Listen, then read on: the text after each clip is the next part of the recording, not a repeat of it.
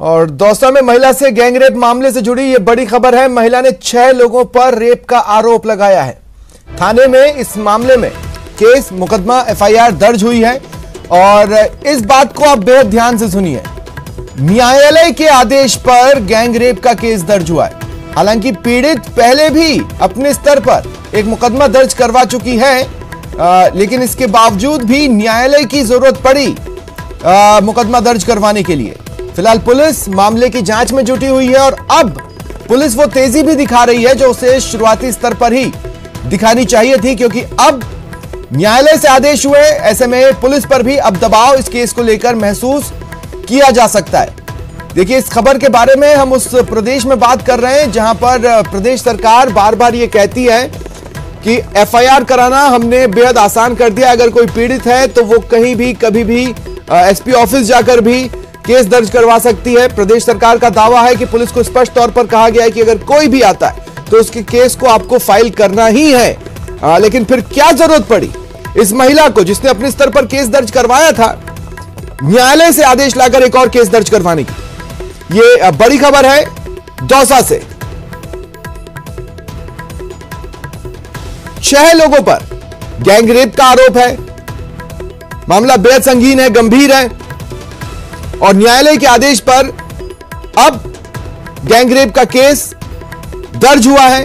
हालांकि यह केस पहले भी दर्ज हुआ था।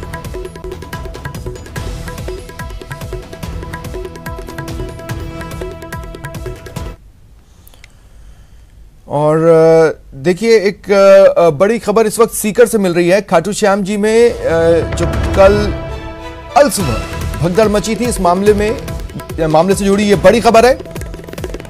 श्री श्याम मंदिर कमेटी के पदाधिकारियों के खिलाफ गैर इरादतन हत्या का मुकदमा दर्ज हुआ है। कांग्रेस नेता रामदेव सिंह खोखर ने यह केस दर्ज करवाया है। श्याम मंदिर कमेटी के पदाधिकारियों के खिलाफ मुकदमा दर्ज हुआ है। दरअसल कल भगदड़ मची थी और उसमें 3 महिलाओं की मौत हुई थी। श्याम मंदिर कमेटी के जो अध्यक्ष हैं शंभू सिंह चौहान, श्याम सिंह चौहान, प्रताप सिंह चौहान, कालू सिंह चौहान, कुल मिलाकर 5 लोग जिनके खिलाफ मुकदमा दर्ज हुआ है। तो देखिए, कल जिस तरह से ये खबर ब्रेक हुई, जिस तरह से ये खबर सामने आई, मंदिर कमेटी की व्यवस्थाओं पर भी सवाल उठ रहे थे। प्रशासन को अपने स्तर पर व्यवस्थाएं करनी थी, लेकिन वो भी ऊंट के मुंह में जीरा साबित हुई और मंदिर कमेटी की तरफ से जो व्यवस्थाएं होनी चाहिए थी वो तो न के बराबर थी। और ऐसे में एक भगदड़ मची, 3 महिला भक्तों ने अपनी जान गंवाई। कल भी हम जब हमारे सहयोगी से बातचीत कर रहे थे तो मंदिर कमेटी की जो इमेज निकलकर सामने आ रही थी वो कोई बहुत अच्छी निकलकर सामने नहीं आ रही थी। मंदिर कमेटी का रोल, मंदिर कमेटी के जो दायित्व हैं वो सवालों के घेरे में आए कि क्या वो कमेटी अपने दायित्वों का निर्वहन करती है। कल बड़े बड़े लीडर्स ने, चाहे वो किसी भी राजनीतिक दल के हों, ये कहा कि मंदिर कमेटी से चूक हुई है। यहां तक भी मांग उठी कि अब यहां पर तमाम जिम्मेदारियां सरकार को वहन करनी चाहिए। बहरहाल ये बड़ी खबर है। ज्यादा जानकारी के लिए बात करेंगे सहयोगी संदीप से। संदीप, अपडेट्स?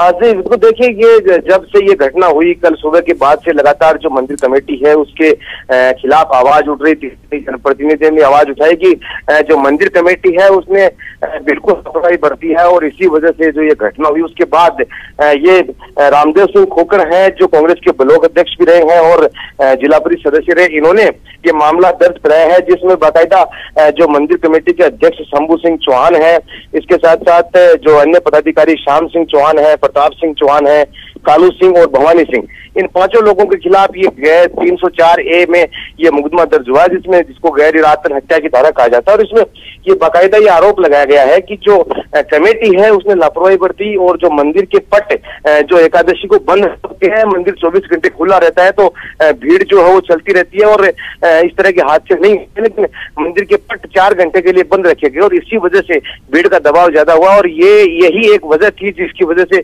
जो हादसा हुआ। तो अब जो मुकदमा दर्ज कर लिया है और पूरे मामले की जांच है वो रामगढ़ थानाधिकारी को सौंपी गई है। तो अब देखने वाली बात ये होगी स्वप्निल की इसमें जांच में आगे कुछ क्या निकल कर आता है। क्या मंदिर कमेटी ने कोई स्टेटमेंट जारी किया है या उस पार्ट में भी नेग्लिजेंस? जब से ये घटना हुई है तब से मंदिर कमेटी का कोई भी पदाधिकारी कहीं भी किसी भी तरह से मीडिया के सामने नहीं आया और बचते रहे हैं। अभी तक भी मंदिर कमेटी की तरफ से कोई 2 दिन से हम इंतजार कर रहे हैं, लेकिन किसी तरह का कोई बयान मंदिर कमेटी की तरफ से नहीं आया कि आखिर ये घटना क्यों हुई, किस वजह से हुई, या मुकदमा दर्ज हुआ तो इस मामले में कमेटी का क्या कहना है। तो ये और ये आज की बात नहीं है। खाटू श्याम जी की जो मंदिर कमेटी है वो हमेशा ही जो है इस सवालों करती रहती है। कभी भी किसी भी मामले में जो कमेटी के जो सदस्य हैं वो सामने आकर के और इस तरह की जानकारी नहीं देते हैं।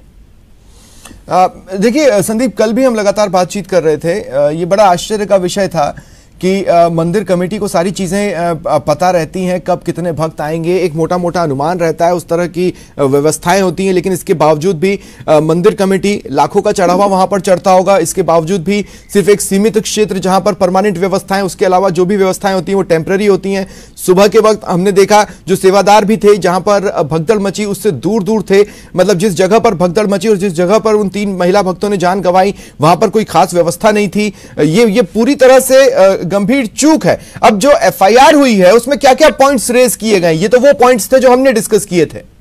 देखिए, एफआईआर में जो लिखा गया है मैं आपको बताना चाहूंगा। जो जिस तरह की एफआईआर में जानकारी दी गई है उसमें ये लिखा गया है कि जो श्याम की मौतों के जो जिम्मेदार हैं वो श्याम मंदिर कमेटी के अध्यक्ष शंभू सिंह चौहान, मंत्री श्याम सिंह चौहान और कमेटी के कर्ता धर्ता प्रताप सिंह चौहान, कोषाध्यक्ष कालू सिंह चौहान, भवानी सिंह चौहान ने जो है इन्होंने पिछले कई महीनों से मंदिर कमेटी में आपस में विवाद के चलते षड्यंत्र पूर्वक, ये जो एफआईआर में जो चीज लिखी गई उसमें लिखा है कि षड्यंत्र पूर्वक मंदिर को भारी भीड़ के बाद भी जानबूझकर बंद रखा गया। बिना किसी सुरक्षा के पट बंद रखकर अचानक हुई भगदड़ मौतों के ये लिखा गया है कि बिना किसी सुरक्षा के जो पट है उनको बंद रखा गया और इसी वजह से अचानक से भगदड़ मची। तो एफआईआर में लिखा गया है कि इन जो 3 लोगों की जो मौत हुई है, 3 महिलाओं की जो मौत हुई है, इसके जिम्मेदार ये 5 लोग हैं। इसलिए इनके खिलाफ जो है वो 304A के तहत जो मुकदमा दर्ज करवाया गया है। तो पुलिस भी जो अपने स्तर पर जांच कर रही है, क्या उसकी प्रारंभिक जांच जो एफआईआर के पॉइंट्स है उससे मैच हो रहा है? देखिए, पहले जो इसमें जो कल जो जिन महिलाओं की जिसमें जो डेथ हुई थी उनके परिजनों ने केवल मर्ग दर्ज हुई थी। तो इस तरह के कोई, हालांकि मर्ग की भी जांच होती है, लेकिन इस तरह की कोई जो आरोप थे वो कमेटी पर नहीं लगे थे या अन्य किसी लोगों पर नहीं लगे थे। हालांकि एक दूसरी पैरेलल जांच जो मुख्यमंत्री ने घोषणा की थी और जो संभागीय आयुक्त करेंगे, तो वो अभी तक संभागीय आयुक्त भी नहीं पहुंचे, तो वो एक जांच अलग जांच थी। लेकिन अब चूंकि आपराधिक मुकदमा दर्ज हो चुका है तो अब जो ये इस तरह की जो जांच है वो फिर पुलिस के द्वारा की जाएगी। पहले इस तरह की जांच नहीं कर रही थी। चलिए, शुक्रिया संदीप तमाम जानकारी के लिए।